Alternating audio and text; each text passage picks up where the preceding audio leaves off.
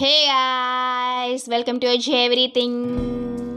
ఈరోజు ఎండు కొబ్బరిని ఏ విధంగా ఎండలో ఎండబెట్టుకోకుండానే నేను ఇక్కడ ఎండు కొబ్బరిని తయారు చేసుకుంటున్నానండి. అది ఏ విధంగా చేసుకుంటున్నానో చూసేయండి. ఇక్కడ చూస్తున్నారు కదా, ఇది అయితే కొబ్బరి చిప్ప లోపలే ఉంది, ఇంకా నేను బయటికి తీయలేదు. అయినా చాలా బాగా డ్రై అయిపోయింది. నేను అసలైతే ఎండలో అస్సలు పెట్టలేదన్నమాట. నేను ఈ ఎండు కొబ్బరిని ఏ విధంగా తయారు చేసుకున్నానంటే, నేను ఫ్రిడ్జ్లోనే డోర్ సైడ్న అయితే ఈ చిప్పతోనే ఈ విధంగా పచ్చిగా ఉండేటప్పుడు డోర్ సైడ్న ఓపెన్గానే పెట్టేశాను అనమాట. ఈ విధంగా డోర్ సైడ్న పెట్టుకున్నట్లయితే అసలు కలర్ అనేది కూడా చేంజ్ అవ్వదు. తర్వాత వచ్చేసి దానికి బూజు అనేది కూడా పట్టదన్నమాట. ఈ విధంగా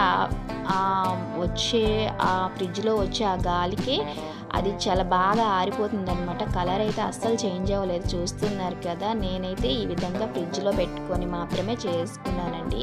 ఫ్రిడ్జ్ అంటే డీప్ ఫ్రిడ్జ్లో కానీ నార్మల్ ఫ్రిడ్జ్ కింద కానీ అక్కడ పెట్టుకోవద్దు, డోర్ సైడ్న అయితే పెట్టుకోండి. అది కూడా మీరు ముక్కలుగా చేసేసి పెట్టుకోవద్దు. ముక్కలుగా అంటే చిన్న చిన్న ముక్కలుగా చేసేసి ఒక బౌల్లో వేసుకొని ఓపెన్గా పెట్టేసేయండి.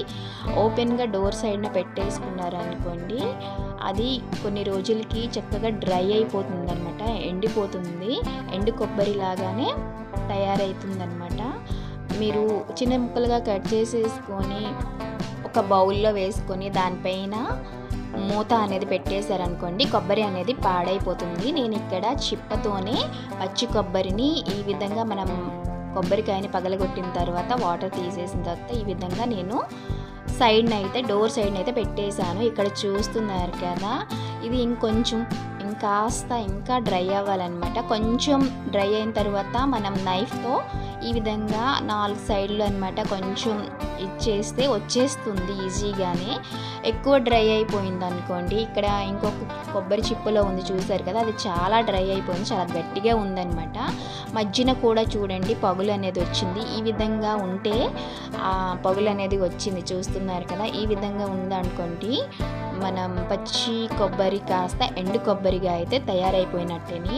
అప్పుడు మనం నైఫ్తో తీయడానికి కొంచెం కష్టపడాలి, చాలా గట్టిగా ఉంటుంది.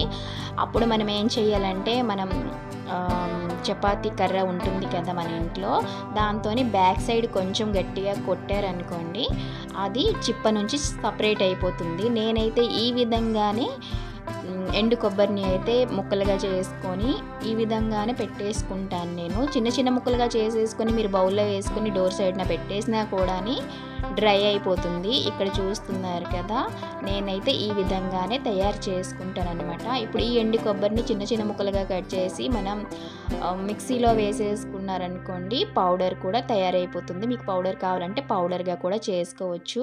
నేను ఇక్కడ చిన్న చిన్న ముక్కలుగా చేస్తున్న కొబ్బరి అయితే ఇంకా కాస్త డ్రై అవ్వాలి, ఇంకా కాస్త డ్రై అవ్వలేదనమాట. నేను ఒకతే ఇక్కడ స్వీట్ ప్రిపేర్ చేసుకుందామని చెప్పేసి ఎండు కొబ్బరిని చిన్న చిన్న ముక్కలుగా కట్ చేసేసాను.